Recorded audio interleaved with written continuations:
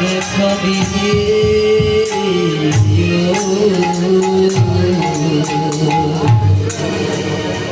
পাতালপুরীতে ঘর, নবদরজা বিশিষ্ট ঘর হলো। এই দেহটাই একটা পাতালপুরীতে ঘর। এই ঘরে ৮ কোটরি ৯ দরজা। কোন দরজা দিয়ে যে পাখি যায় কেউ যায় না। কারো চোখে যায়, কারো নাকে যায়, কারো মুখে যায়, কারো কানে যায়, কারো লিঙ্গধারে যায়, কারো গুঞ্জধারে যায়। প্রভু তুমি সব দরজায় থাকবে। যে দরজা দিয়ে আমার পাখি যাবে না কেন, আমি শেষ মুহূর্তে জানো তোমার চরণটা দর্শন করে যেতে পারি। ভগবান কথা দিলেন ভগবান ভক্তির চরণের দাস হয়ে গেছে। ভগবান কোনকে নাই। তাহলে ভগবান বৈকুণ্ঠে নাই, স্বর্গে নাই, মর্তেও নাই। ভগবান কোথায়? ভক্তির সবসময় হৃদয়ে বাঁচে। লক্ষ্মী দেবী আমার যখন দেখলেন যে নারায়ণ গোলকে নাই, লক্ষ্মী হাহাকার করে কাঁদছে। আর গিয়ে বলছে কাকে? সামনে নারদকে দেখে বলছে, নারদ প্রভুকে দেখেছিস? কোথায়? নারদ বলছে, মা তুমি জানো না প্রভু তো চাকরি পেয়েছে। কি চাকরি? যে দারোয়ানের চাকরি। বেতন কত? যে প্রভুর বেতন নাই, শুধু পেটে ভাব। কতদিন রে? যে মা সেটা বলতে পারবো না, তবে শুনেছি আজও।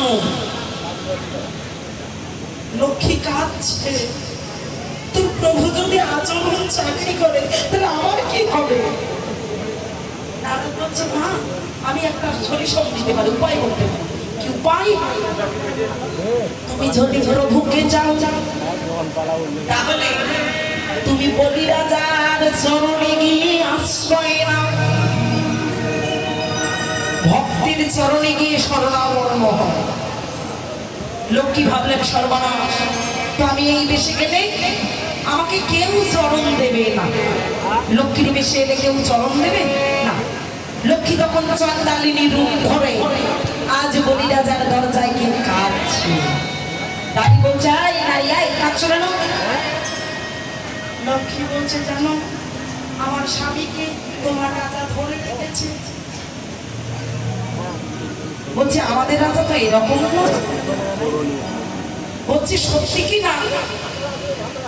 তাহলে তোমার রাজাকে ডাক দাও, আমি জিজ্ঞাসা করি। যখন বলি রাজা ওই দরজায় এসেছে, ভগবানের অপূর্ব লীলা। হঠাৎ এই দরজা পার হতে বলি রাজা হোঁচট খেয়ে পড়ে গেছে। পড়ে যখন যাচ্ছে হাত থেকে রক্ত ঝরছে। যখন রক্ত ঝরছে, লক্ষ্মী চন্ডালিনী রূপে তাকিয়ে দেখে যে বলি রাজার হাত থেকে রক্ত ঝরতেছে। শাড়ির অঞ্চলটা ছিঁড়ে লক্ষ্মী বলি রাজার হাতে বেঁধে দিল। বলি বলছে, এই তুমি কে? তুমি আমার হাতে বেঁধে দিলে তুমি জানো আজকে কি? যে আজ পূর্ণিমা। কি পূর্ণিমা? যে তা তো জানি না। লক্ষ্মী বলছে, তা তো জানি না। আজকের দিনে রাখি পূর্ণিমা। কেউ যদি কারো হাতে আঁকি বেঁধে অর্থাৎ কিছু বেঁধে দেয় তাহলে তার সম্পর্ক ভাই আর বোনের হয়।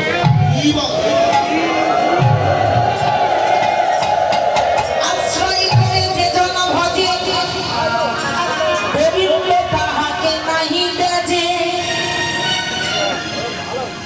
আঁখি পূর্ণিমায় কারো হাতে কেউ কিছু বেঁধে দিলে সম্পর্কটা ভাই আর বোনের হয়। সেটা মধুর সম্পর্ক হয়। তো লক্ষ্মী যখন বেঁধে নিয়েছে, বলি রাজা বলছে, আজ থেকে তুমি আমার বোন, আমি তোমার দাদা। আচ্ছা বলো তো তুমি আমার কাছে কি চাও? আচ্ছা বোনের দাবি আছে না দাদার কাছে? কি দাদার কাছে দাবি করেন না?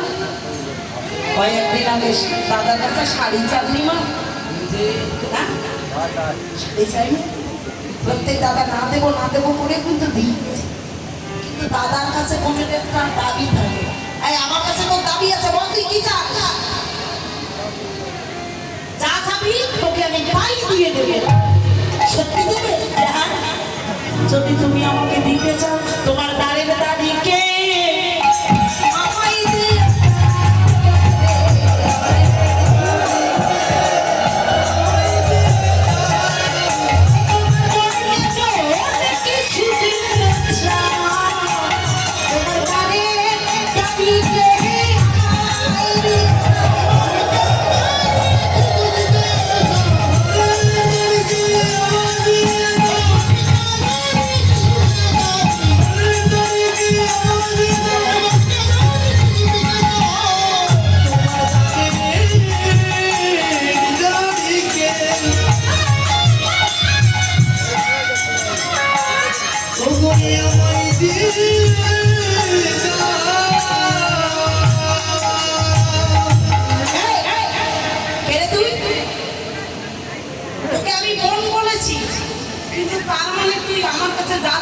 ভেবে নিয়েছিস?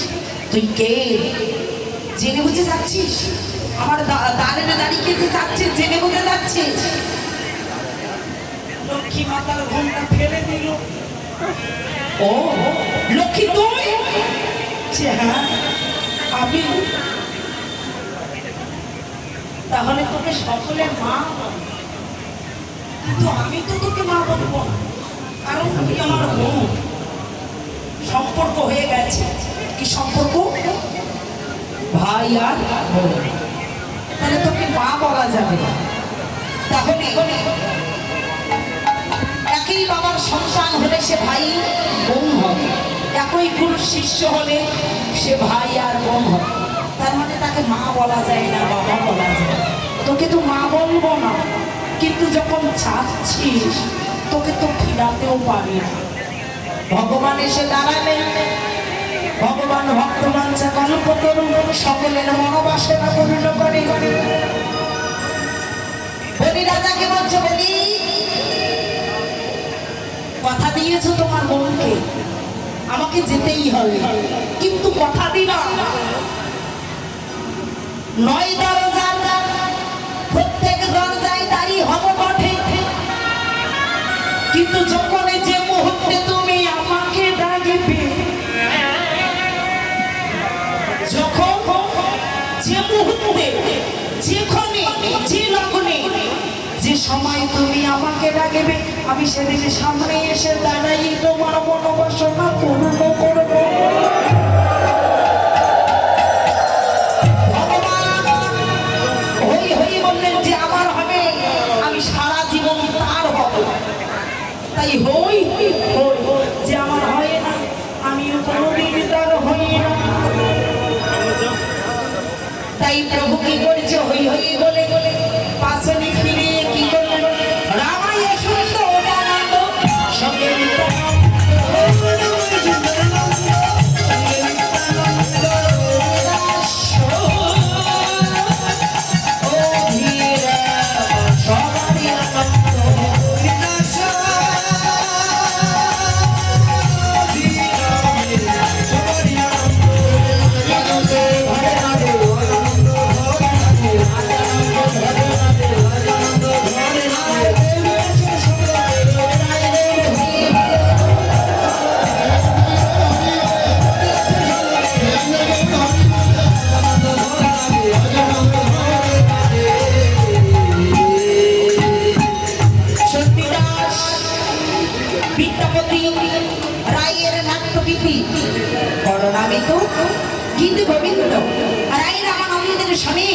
রাত্রি দিনে মহাপ্রভু গায়ে শুনে পরমানন্দ।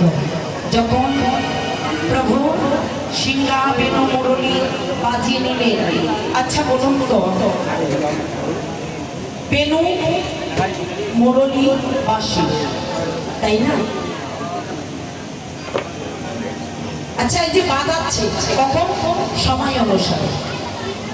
তো বাঁশিতে কয়টা ফুটো থাকে? 7টা। বাঁশিতে ফুটো হয় 7টা। 3 হাতে 3টা, না তো 3 গুলো 3টা, আর 3 গুলো 3টা, তাহলে 6টা বদন, 7টা। তাহলে নিচে একটা, অর্থাৎ এদিকে একটা ফুটো, এদিকে একটা ফুটো, 9টা ফুটো, তাই না? তাহলে 9টা ফুটোতে বাঁশিতে সুর বাজে, যে সুরে মনকে আকৃষ্ট করে। তাহলে কোন বাঁশি? বাঁশের বাঁশি নয়, দেহটাই বাঁশি সমান। কেননা ওই বাঁশের বাঁশিতেও 9টা ফোঁটা, তোমার দেহ বাঁশিতেও 9টা ফোঁটা। বর্তমান তোমার দেহ বাঁশিতেও 9টা ফোঁটা। এই বাঁশির ধ্বনি সবাই শোনে না, যাদের সোনার গান তারাই শোনে। সোনার গান তারাই শুনছে। মহাপ্রভুর ধ্বনি কি ধ্বনি? মধুর হরিনামের ধ্বনি। প্রভু কি করেছে?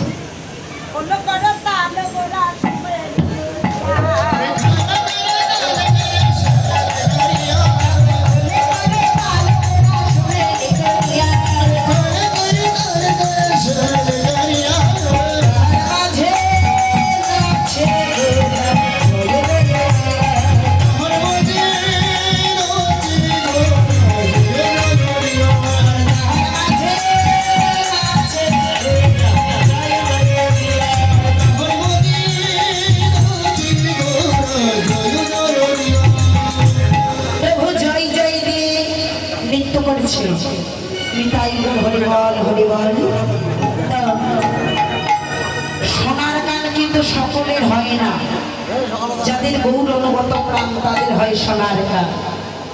তো আজকের দিনে এখানে মধুর হরিনাম কীর্তন হচ্ছে, অপ্রাকৃত লীলা কীর্তন হচ্ছে। তো এই যে আজকের দিনটা এত সুন্দর দিন, এমন দিন প্রত্যেক বছরে হয়। কার ভাগ্যে হয়, কার ভাগ্যে না হয়। তো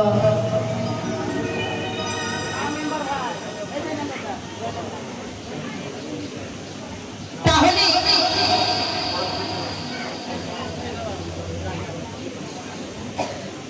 এই দিনটা সকলের ভাগ্যে হয় না। এই দিনে মধুর নাম গুণ কীর্তন হচ্ছে। তো শ্রদ্ধেয় আমার জয় দাদা, তার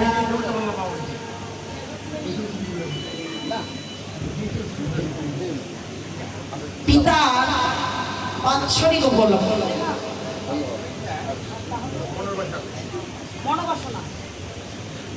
তার প্রত্যেক বছর মনোবাসনা পূরণ ওই বাৎসরিক ভাবেই হয়, প্রত্যেক বছরে হয় তার মনোবাসনা। তো বাৎসরিকে প্রত্যেক বছরে বছরে হয়। শাস্ত্রে কি বলে জানেন? কুলের মধ্যে যদি একটা সুপুত্র হয় 14 পুরুষ স্বর্গে যায়, আর যদি কুলের মধ্যে একটা কুপুত্র হয় নরকে যায় 14 পুরুষ। তো শাস্ত্রে আবার এটাও বললেন, পুত্র সন্তানাদি যদি না হয় তাহলে পূর্ণাম নরক থেকেও উদ্ধার না হয়, ঘোর বিপদ। তাহলে ছেলে থাকলো দোষ, না থাকিলেও দোষ।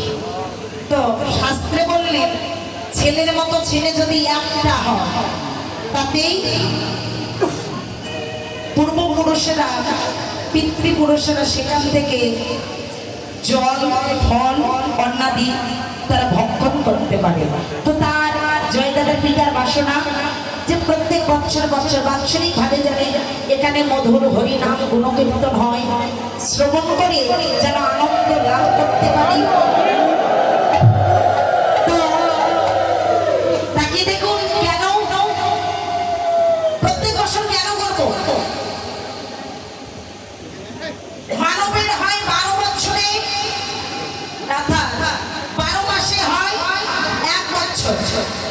তাই না? 12 মাসে 1 বছর, কিন্তু যারা দেবগণ আছে তাদের 12 অর্থাৎ 1 বছরে হয় তাদের 1 দিন। কে? তাদের 12 অর্থাৎ 1 বছর পর পর তাদের 1 দিন হয়।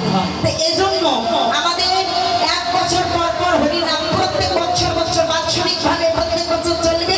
ভগবান এবং দেবগণ আমার পূর্বপুরুষ জানি না কোন রূপে আছে, পিশাচ, জানোয়ার, দেবরূপে যে যেগুলোই থাক না কেন, এই নামগুলো কিন্তু শ্রবণ করে যেন তার আত্মার উন্নতি লাভ করতে পারে।